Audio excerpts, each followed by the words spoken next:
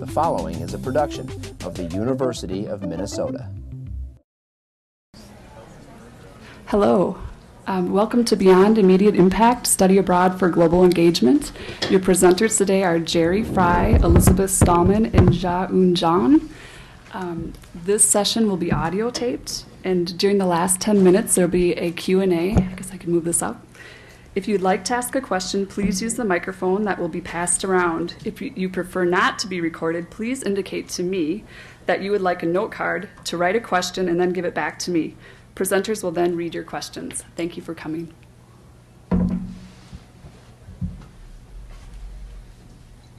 Good morning, everyone. I would like to also introduce two of our members of our team who unfortunately could not be here. Dr. Michael Page, who's in California, and Yasmina Yoshis, who's in New York City. But they have been very important members of the team, and Dr. Page is the co-PI for the project. Again, the focus of this project is a research project on the long-term impact of study abroad on global engagement.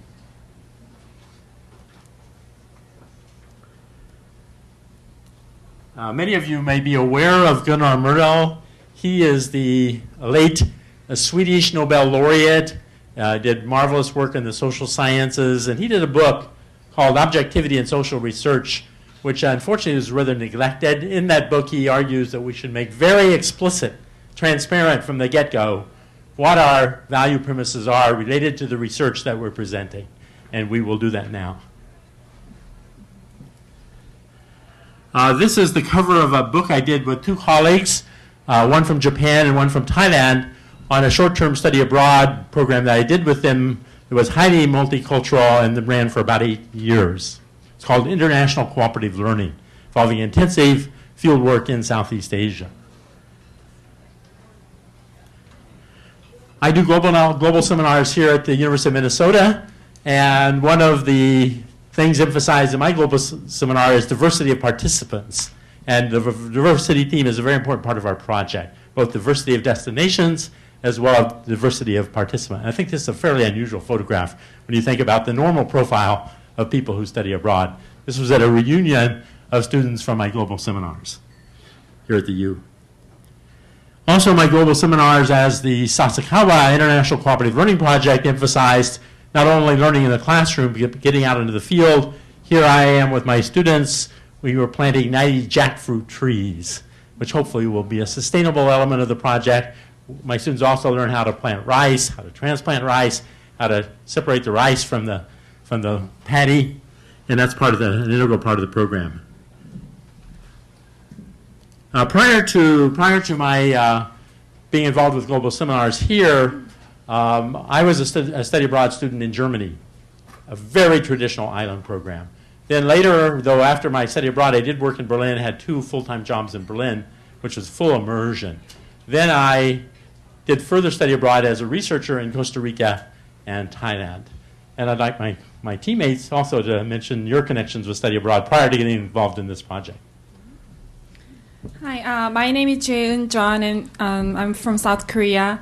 And in my family, I'm the 3rd generation of studying abroad. My grandfather studied abroad in Japan, and my dad studied abroad in France. Then while I was doing my undergraduate in Korea, I did study abroad. First time experience of studying abroad in Japan, and this was my second experience of studying abroad in the U.S.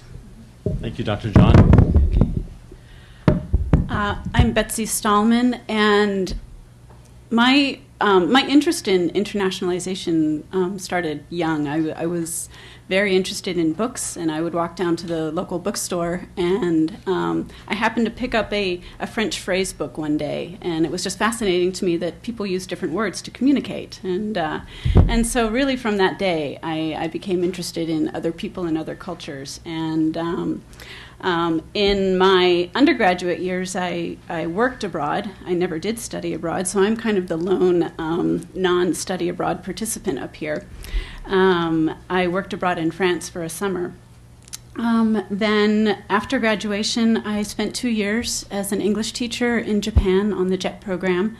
And my whole purpose in doing that was to come back to the U.S. in order to advise international students and scholars, which is exactly what I did.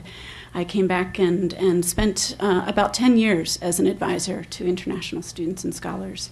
But I wanted to know more. I wanted to know more about what happens in terms of internationalization on a campus. And so I packed up my bags from New York City and moved here to Minnesota to find out just exactly what the Minnesota model is and what you all do here. And that was 5 years ago, and I haven't regretted it. I'm very glad that I came. Yeah. Thank you, Dr. Stallman. It's always interesting to think how a research project gets started. And soon after coming to this campus and to tropical Minnesota, after being on the West Coast, Dr. Page was in my department, and we began immediately thinking about what kind of joint research might we do together. And we were thinking about, we both felt that the evidence was pretty strong about the individual benefits to study abroad. But then we began thinking, what is the contribution of study abroad to the common good? The social returns, not just the private returns, the social returns. And then we decided to propose a grant, a project, under the International Studies Research category of the U.S. Department of Education. Dr. Stallman did a great job in helping us write that grant proposal. And fortunately, it was funded, so we received about $500,000 to conduct this 4-year research project that we'll share with you today. And basically, the goal here is, again, to look at how study abroad contributes to the social common good.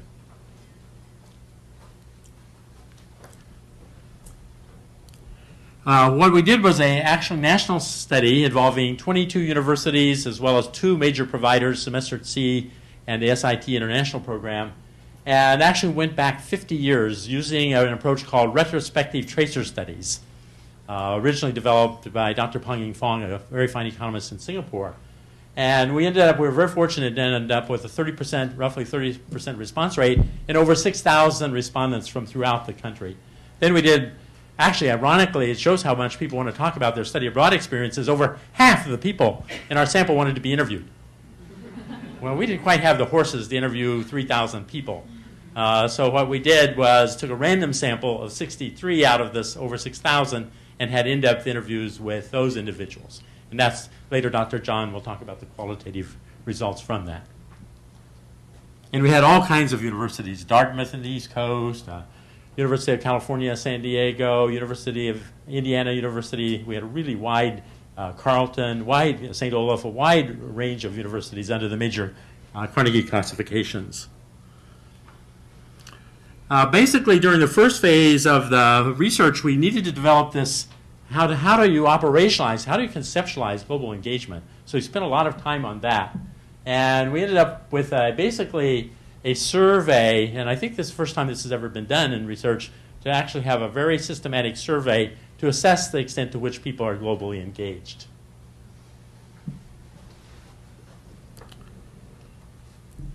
And then in terms of our basic model underlying this study, this is a path model which shows the key variables, the background, external variables that then influence perhaps the kind of program you go on, and then the nature of your program, and then how that subsequently affects, in later life, your global engagement. So this is the basic model. And as you can see here, we had 7 outcome variables. Since we're spending all this time collecting this data, we thought we should look at also some of the individual outcomes in terms of career and education. And some of those findings are quite significant. This is our basic conceptual model. And we looked at 5 aspects of global engagement, things like voluntary simplicity, philanthropy, social entrepreneurship. For social entrepreneurship, for example, it could be you create an organization, a brand new organization that works for the common good, or maybe you're working within a company like Nike or Starbucks, and you try to convince that company to be more socially responsible. So those are 2 examples of social entrepreneurship. In terms of knowledge production, a person might study abroad in Central America, then come back, maybe write a children's book about the cultures of Central America. That would be an example of knowledge production. We also looked at knowledge production in non-traditional ways. With the growth of the internet, people have sometimes very exciting blogs that are read by far more people than some of our narrowly scholarly publications, actually. So we did also include non-traditional examples of knowledge production. In terms of civic engagement, it might be, for example, a person trying to contact their congressman to get their congressman to change the rigid rules we have around traveling to Cuba, for example.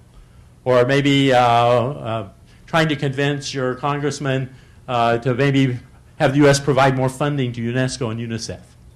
At times we've not provided any funding to UNESCO.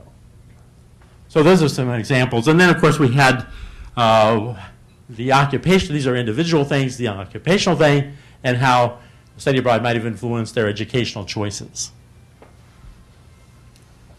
I'll report now on just a couple of the descriptive findings that are, I think, rather significant and really encouraging for the field. And then Dr. John will continue with some of the more analytical quantitative findings. First, we asked about their impact of various aspects of their undergraduate experience on them. And there's a lot of emphasis now in research on higher education about the nature of the undergraduate experience and its impacts, and what aspects of the undergraduate experience are most meaningful and most powerful in their impact on students. As a teacher, it's kind of embarrassing to present these data. Interaction with faculty rates pretty low. But if you look here, of all the factors, study abroad was considered the most impactful of their undergraduate life. And then that was followed by actually friendships and peer interactions. When I studied in Germany, even though as an island program, I benefited. I felt so alienated on my home campus, a large campus, and I was lonely and I was shy. But in the overseas experience, I had all these new friends, American friends, even though it was an island program. So as you can see, the second thing is actually friendships and student interaction. Then we asked participants, former participants, again we're going back 50 years, how did their study abroad experience, this is their own view, their own reflections, how did their study abroad experience affect these key factors that we have defined as global engagement? And, for example, those who practiced voluntary simplicity, over 70% of those people said that study abroad had influenced that behavior. And as you can see here, for nearly all of our outcome variables, study abroad, in their eyes, was a very important dimension of how they had become and why they've become more globally engaged. Now let me turn it over to Dr. John, who will continue with some of our analytical findings. So in our second stage of our study, we tested the conceptual model of global engagement, as you have previously seen on the slide with a lot of circles around. So we tested empirically using the actual survey responses from the more than 6,000 participants. So we had the conceptual model of global engagement, but we also wanted to see if it's really actually out there in reality. So we tested it empirically using factor analysis. And as a result of this exploratory factor analysis, we came up with this 6-factor model of a global engagement. And in the subsequent all our analysis, we use that 6-factor model of a global engagement.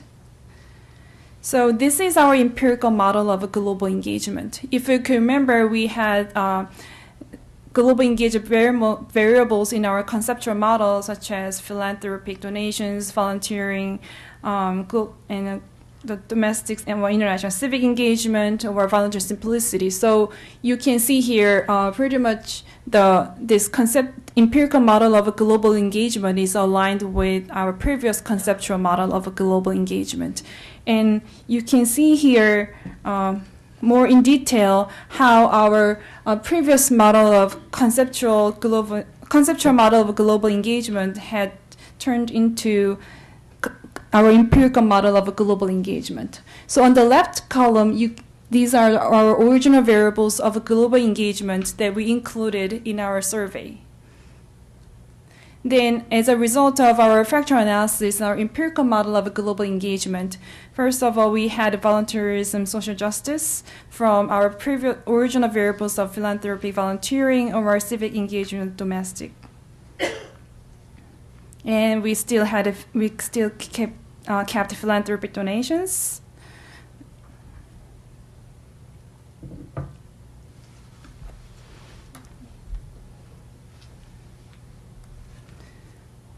And voluntary simplicity, it was a concept that we defined as leading very simple and modest lifestyle, such as actively recycling or biking instead of driving a car, or choosing a job that may pay less but addresses more common good for society or for more people. So this is how our conceptual model of global engagement has been crystallized into our empirical model of global engagement. Now I'm going to turn to Dr. Doleman for further quantitative research.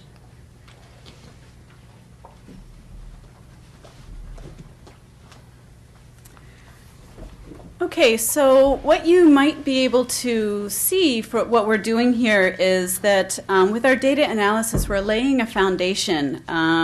We have some areas that we want to dig more deeply into, but we're laying a foundation for that digging. I'm going to do more foundation laying, provide you with some descriptive statistics, but I'm also going to dig into some correlations between the descriptive variables and the global engagement variables. So here we have the basic demographics of the study abroad sample. The gender breakdown is similar to national study abroad data as reported in Open Doors. The average age of our respondents was 33 years.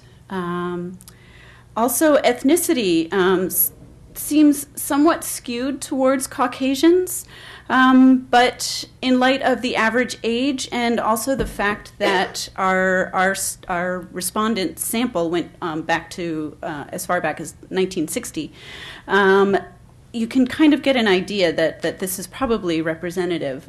Further, students of color weren't actively recruited for study abroad programs until about the mid-1990s. So this ethnicity breakdown is probably representative of the greater study abroad population. Let's see, the impact of gender. We wanted to see if there was a difference between males and females, and so we ran t-tests to determine any differences. And what we found were that there were definitely statistically significant differences for the factors 2 through 6. And a plus sign indicates the direction and which group was more likely to do something. So as you can see, females were more likely to participate in volunteer opportunities related to social justice, whereas males were more likely to participate in international civic engagement related to political activities. So these are the gender differences. As far as philanthropic donations, there were no statistically significant differences, so they were just equally likely to participate. Now, duration. This is, again, an overall view of the sample for approximately how long. We asked them in terms of months, how long did you study abroad? And so the majority of them studied for up to over a month to a semester. And it might surprise some of you to know that 32% studied abroad for 2 semesters, but then again, this is a pretty long, it's a longitudinal group. And so back in the 1960s and 70s, people did study abroad for an academic year, more so than today. The mean, as you can see up there, is about 5 months abroad. Now, the impact of duration. We were curious. We thought that duration should have an impact on persons' global engagement. It's had an impact on their language acquisition. It's had an impact on their intercultural competence. And so we wanted to see, is there an impact on their global engagement? We did have statistically significant results, but that's not surprising because our sample size is quite large. For a study like this, 6,391 is a large sample size. But what we did was we looked closer at our results, and we found that although the results are statistically significant, the effect size is really quite small, meaning that the practical implication of the relationship between how long you studied abroad and your global engagement is actually minimal. So it means that with respect to global engagement, duration doesn't matter. How long you study abroad does not matter.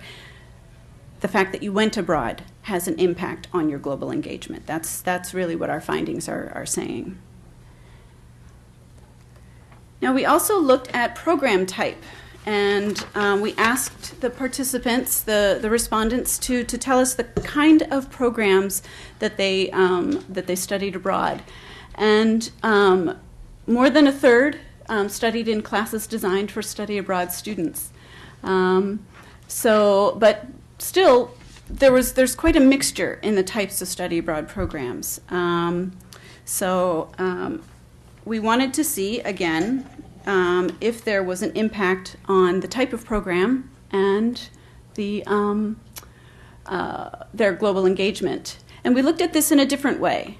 Here we totaled the scores for frequently and never of the global engagement variables that had similar or the same scales, so they were able to be totaled.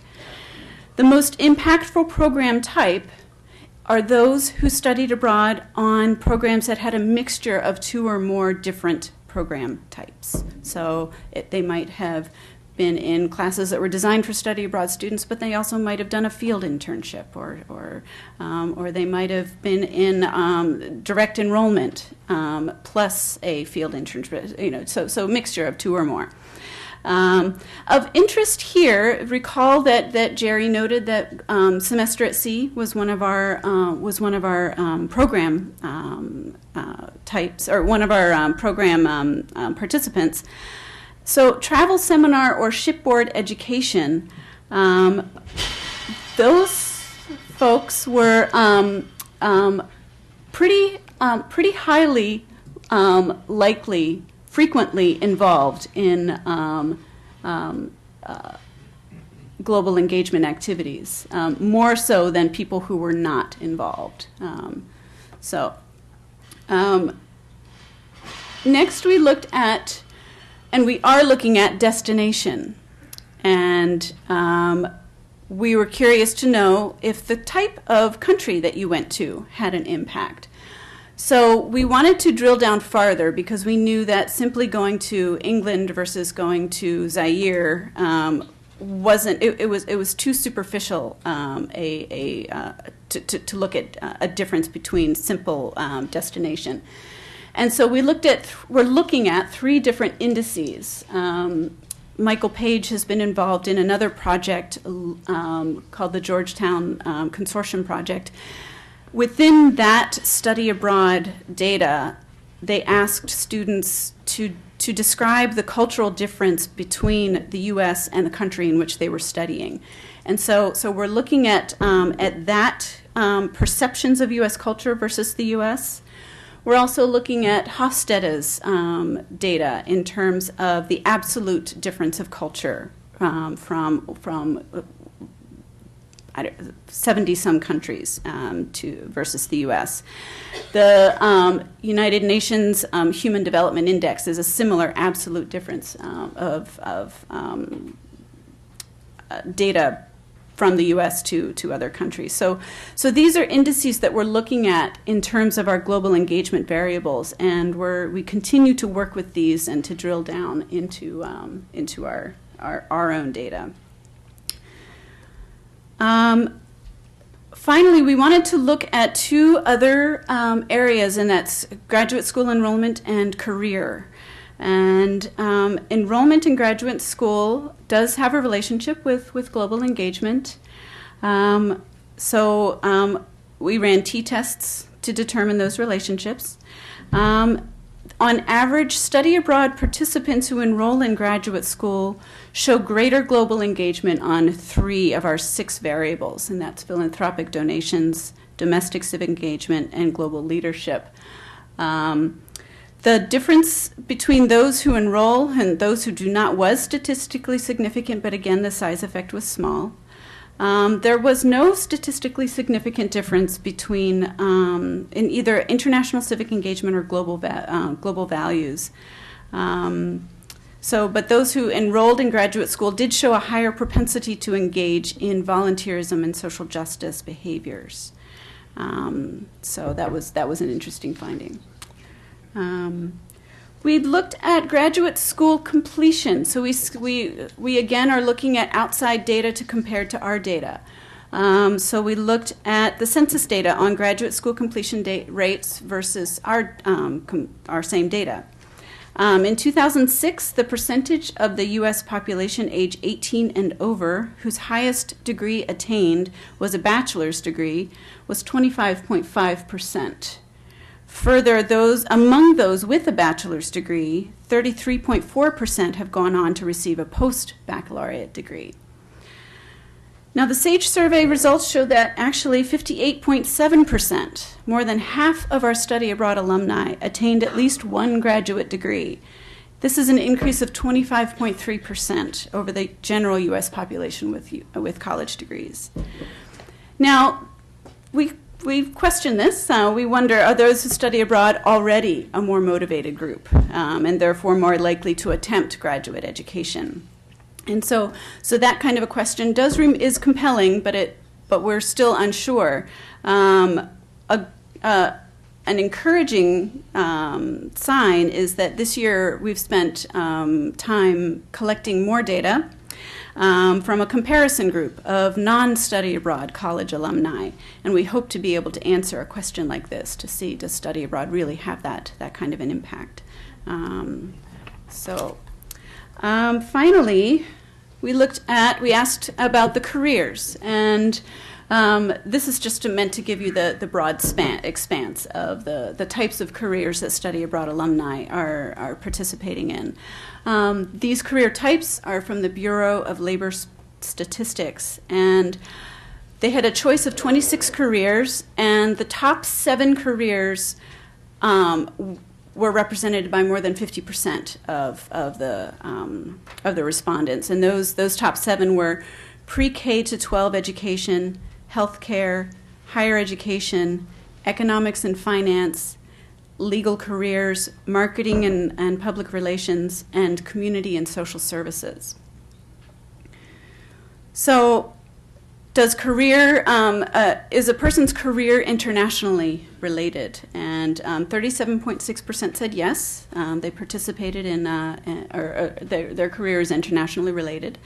And the results of our t-test show that there is also a statistically significant and positive relationship between having an internationally oriented career and 3 of our global engagement variables plus knowledge production. So, from here, we'll move away from the quantitative and into the qualitative data, and Dr. John will take us there. So, as a SAGE research employed mixed methods of using both quantitative and qualitative research, the SAGE project included not only the large-scale quantitative part, but we also included the qualitative part, which gave us very rich and juicy stories to our research. And this qualitative part consists of 2 parts. One of them is open-ended questions. We included a survey. So at the end of our survey, we asked them to describe the impact of study abroad that has had on their lives in their own words. And the second part of our qualitative part included the individual interviews. And as Dr. Fry mentioned, we asked them at the end of the survey, so are you willing to participate in our interview for our study? And then more than half of them said yes, and 3,000 of them, and we had no capacity to interview all of them, although we had a wonderful team of 5 of us. So we randomly selected 63 of them and completed all the interviews. And here we are going to present some preliminary analysis of interview data. So first, starting from the open-ended question analysis, we asked them very broadly termed question. But it was very interesting that they also include the responses which are the focus of our study. So they talked about personal learning and development, impact on education and educational decisions, career, or increased understanding of the world issues and relations. But they also talked about their global engagement activities, which are the focus of our study, but we didn't specifically ask this focus of our study, but they also talked about this. So these are some very interesting quotes from some open-ended responses. In the second paragraph, this person was telling us studying abroad was a life-exchange experience. We heard this a lot in our interviews. I became a global citizen, striving to understand the impact of my choices and actions on people, cultures, and places beyond the scope of my experience.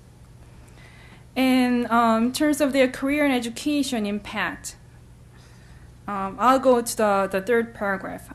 This person was telling us that I was going to become a physical scientist, but after my study abroad experience, I opted for a 40-year career in international relations, just retiring from the U.S. Department of State several months ago. And lastly, global engagement activities. I'll go to the first paragraph. I believe that my study abroad experience is a large part of the reason that I try not to be overly consumptive. For example, recycling much more than the most people I know, driving a small hybrid car, and not being part of the consumer society. So it was just the one open-ended question, but they gave us, they told us a lot about the study abroad impact on their lives. From here on, Dr. Fry will discuss more on our interview analysis and findings.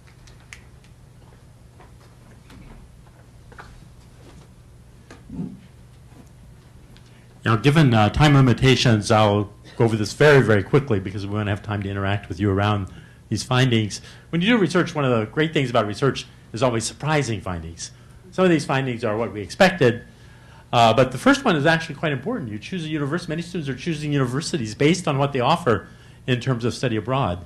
And there was a series of books about U.S. universities that came out, and it said the best thing, the book about Minnesota, the chapters on about 9 chapters on the University of Minnesota, was the best thing about the University of Minnesota was study abroad.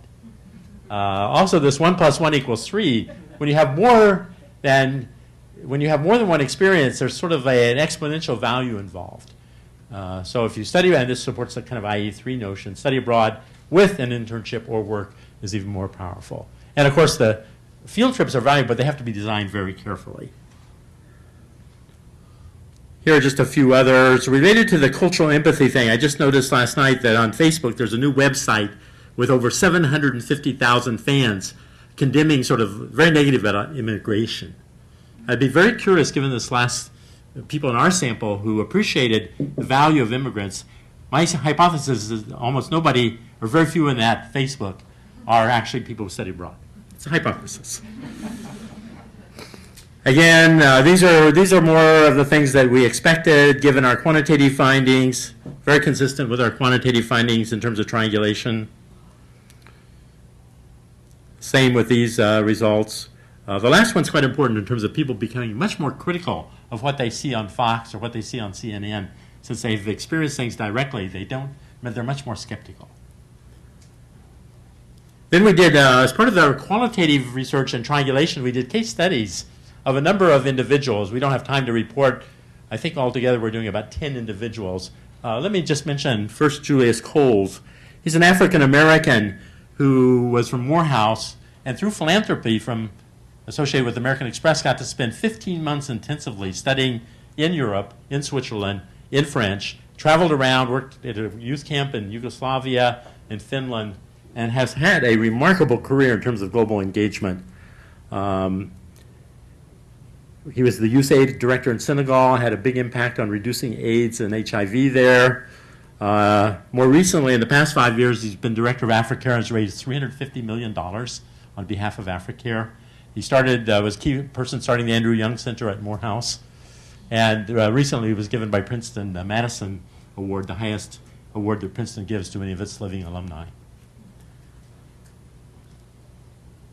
And Dr. John will talk about somebody more close to home. who might have been involved a bit in this conference. Yes, Taco Gail Woodruff, many of you are very familiar with. So Gail studied abroad 3 times in Mexico, Spain, and Germany. And she is currently the Director of Curriculum and Campus Internationalization at the U of M. 1 + 1 = 3. And so we are very happy to see her in our sample. And she, of course, participated in our interview. And I don't think I can present on a lot of her engagement in international education as well as global engagement. I'll just share just part of it. And then in her survey response, she said that study abroad influence on her decisions about education, career, or many aspects of global engagement to a large degree. So, for example, she was a pre-med science major at the University of Wisconsin-Green Bay, and then she transferred to U of M, Minnesota to major in international relations.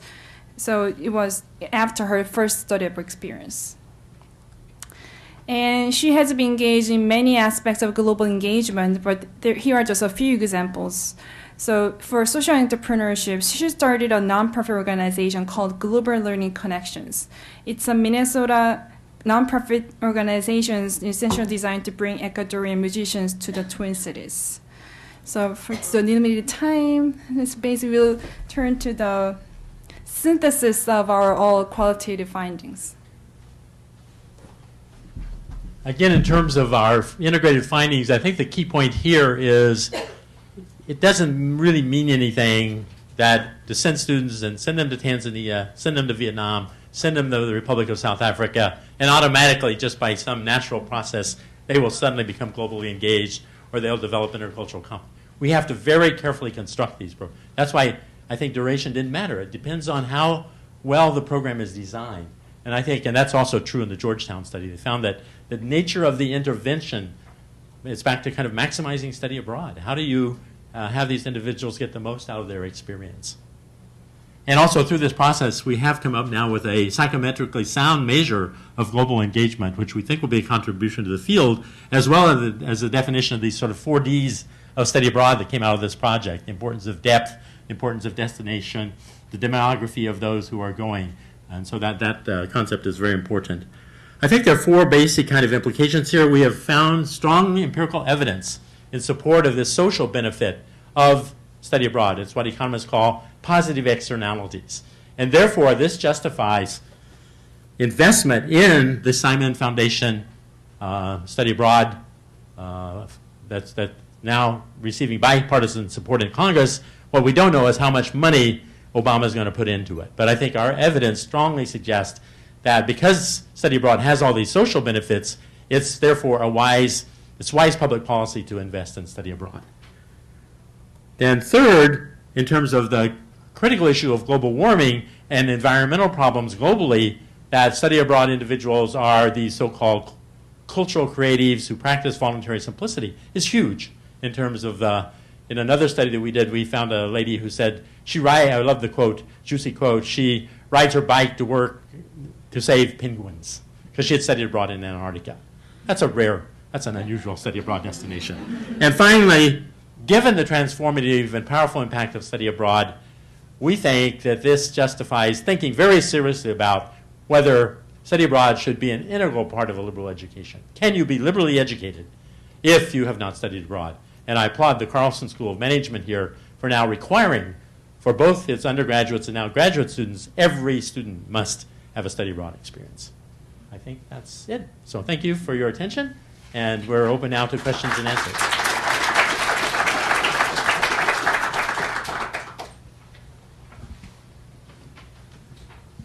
This is for Jerry. I know that when you take people to Thailand, you make a point of having people who go learn a little Thai. And I wondered if you'd say something about the role of language in all of these findings. Did you look at whether people tried to learn any element of a foreign language, what the impact of that might have been? I think this is, again, where duration is not necessarily the issue. Actually, as part of my learning portfolio, after they complete my program, they have to turn in several pages of writing in Thai. after 3 weeks in Thailand. And then I have a Thai teacher who teaches Thai children to grade the quality of their calligraphy. There are people who have lived in Thailand 20, 30 years who can't write a word of Thai. So I think I really, every student in my orientation here on campus will actually be given a Thai name and a Thai nickname. So now I have to learn the names of 90 students instead of 30 students, but that's my problem, not theirs. And then they have to learn to write it. Even before arriving in Thailand, they learn to write their name in Thai and their nickname in Thai. Why? Why do you do that? I think it's very empowering, back to Paulo Freire's notion of, my students are all illiterate in Thai. None of them have studied Thai before, so this is a way of giving them, it's really empowering for them. Can you imagine after 3 weeks, I remember writing a reference for a girl who got a full fellowship for PhD study at MIT, and her 4 pages of Thai writing was just wonderful. How nice that was to use in a letter of reference for her, that she in 3 weeks had learned. That doesn't mean they can write an essay in Thai or read an essay, but it's empowering to be able, as Paulo Freire, it harks back to Paulo Freire's theory. Good question. Other questions? Yeah, I'm curious as far as your overall study and the particular decades in which your sample was drawn from. And I was wondering, for example, in the 1960s, where there was a huge emphasis on social justice, President Johnson's Great Society program, President Kennedy, and so forth, could that in any way be tied into a student's motivation for wanting to study abroad and the overall impact? Should take that. Also, that's why we need the comparison group. Exactly. Jerry just noted that's why we need the comparison group. And that's what we're doing this year is collecting and analyzing data from a comparison group of college alumni from the exact same institutions who did not study abroad. And we did decade by decade analysis in terms of our global engagement variables, and probably the one that stood out the most is one that makes the most sense. People who studied abroad in the 1960s were the most likely to be philanthropically generous. So they're more likely to donate their money. They've been on the planet longer, and they've earned more money, and you know they've had those opportunities. So and the younger people, the people from the 2000s, were more likely to be involved in volunteering because that's the kind of giving back that they can do when they don't have it in their pocket. They have it in their time and in their energy. So in terms of decade by decade, the differences were what you might expect. It wasn't anything surprising or unusual. So, okay, sure.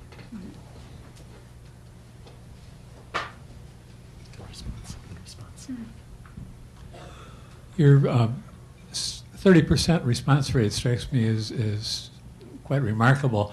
On the other hand, that still means that 70% didn't respond, and I'm wondering what kind of bias do you think there might be in terms of self-selection in determining which 30% enter into the sample. I'm also wondering what kinds of pre-existing characteristics the people who chose to study abroad might have had compared with those who didn't, and how much the differences might be because of that.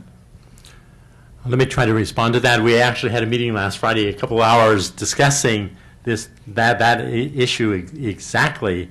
And now that we have a comparison group, I think it will be easier. But we also really do want to look at try to get a sense of the people who did not respond, what their profile looks compared to the people who respond. That's a really, Chip, that's a really important issue.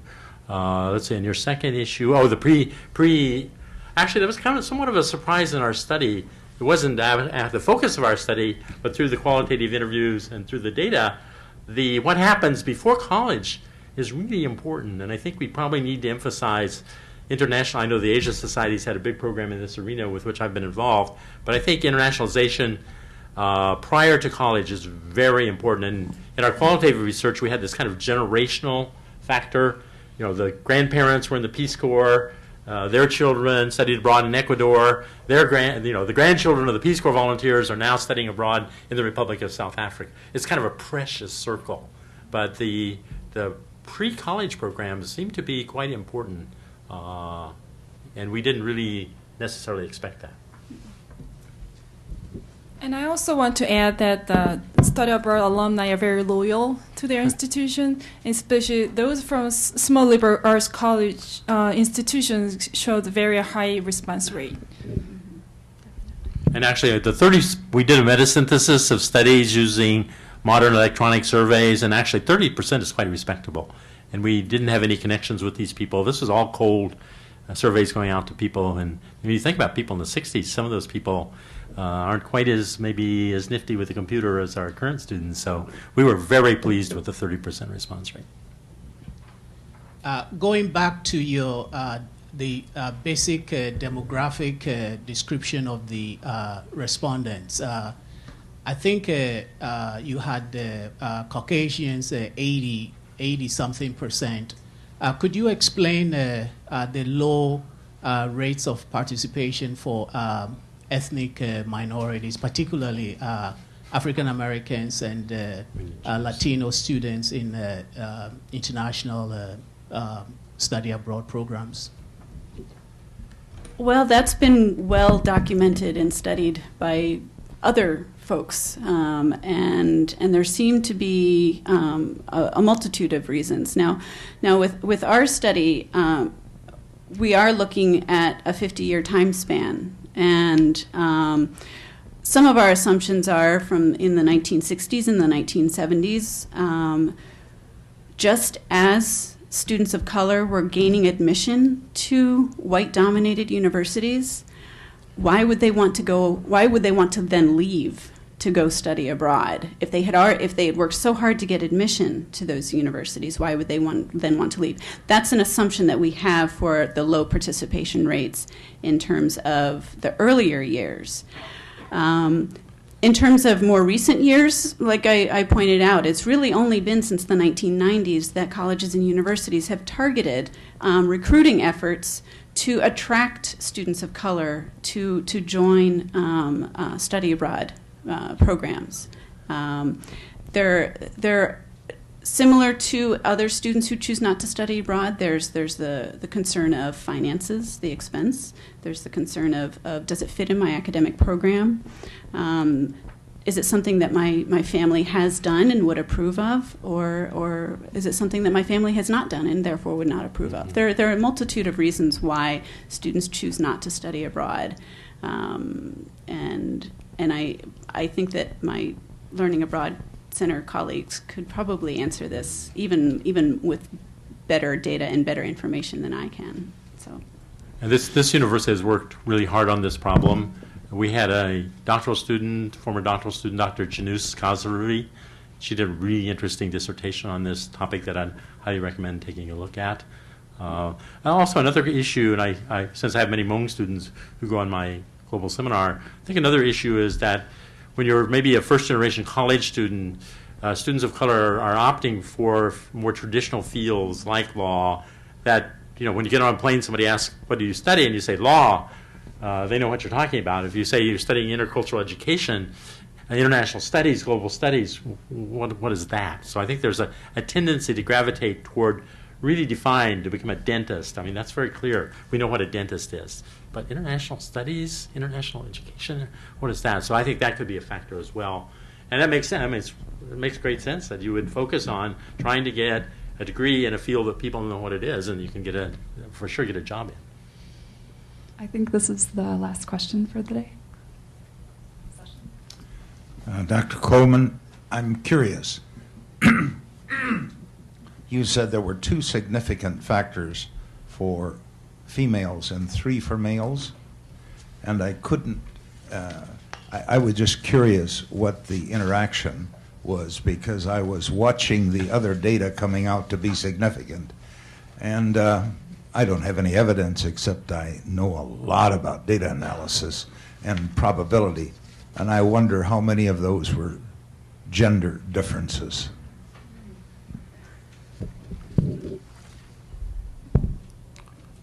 Should we go back to the slide? Is that, I'm not quite sure. Could, but there are several.